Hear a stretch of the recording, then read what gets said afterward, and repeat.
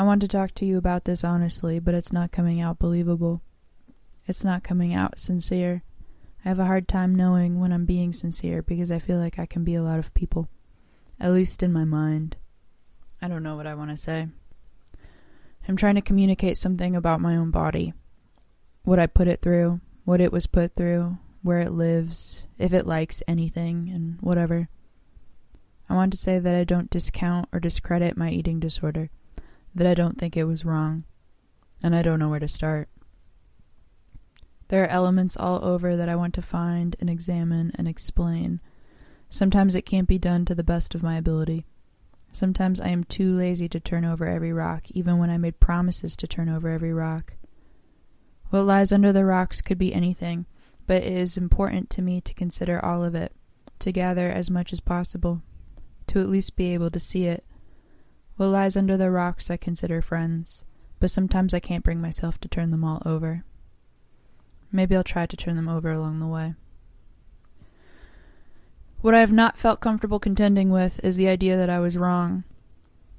That if I had better self-esteem, if I had better coping skills and trusted myself and had loving and passionate friends and family who understood boundaries and respect, that I would finally be let in on the world. The good world where everyone else lives, the good world where you dust yourself off after you trip over your hurdles, and you eat your food and try your best and stay afloat and direct your rage into aggressive driving, or you suppress that rage and develop an autoimmune disease that you spend the rest of your life pushing through with a stable and straight face. You say, look at me. I had my bad days, but I'm here. The problem for me is that I am here too. I am here in a weird way, a way where I put my decay first, but I am here too. It's self-inflicted, but it also is not. I think I made a logical conclusion given the evidence. I gave consequence to my surroundings. I also wanted to live. Of course I wanted to live. Everything does. Some things, of course, are more content to live in more unfamiliar ways.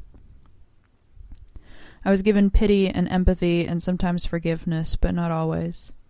I was given the opportunity to find new footing, forge new paths that lead to new and better days. Always a great white hope that this suffering can end and you'll be alright. Of course, whether I am destined to die from a self-inflicted potassium deficiency or from a freak jaywalking incident, I am still destined to die. Recovery doesn't give you more time. It doesn't give you more stable time. It doesn't give you spare time. You don't get extra miles on your life.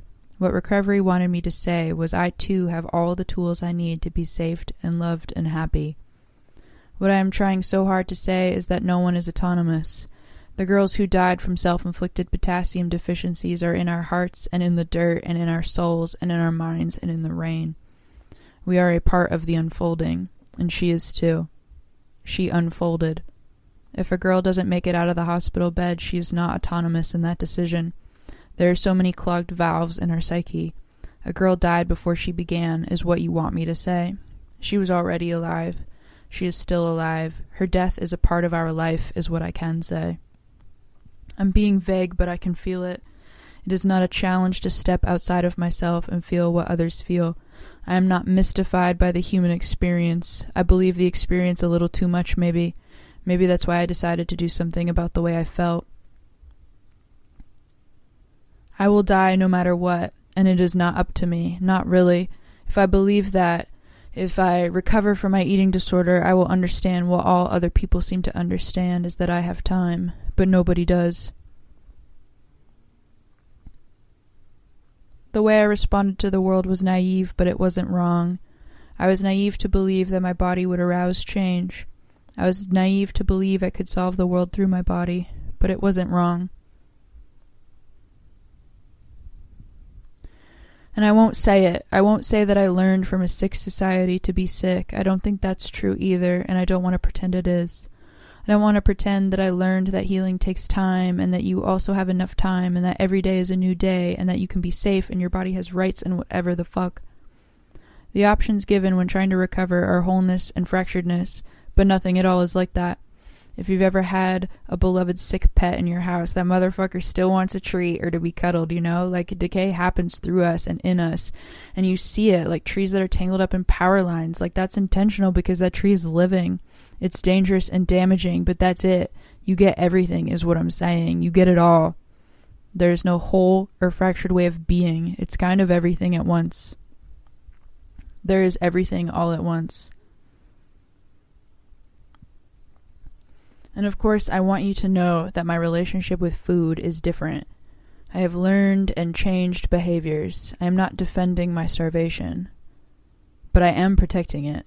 I'm not going to slough it off so easily. I learned so much from it. It is its own injustice to forget it. To say, here I am, the healthiest version of me, the old me, what a sick bitch that was. The healthiest version of me is covered in decay, is decaying right now, and has decayed in front of everyone I know.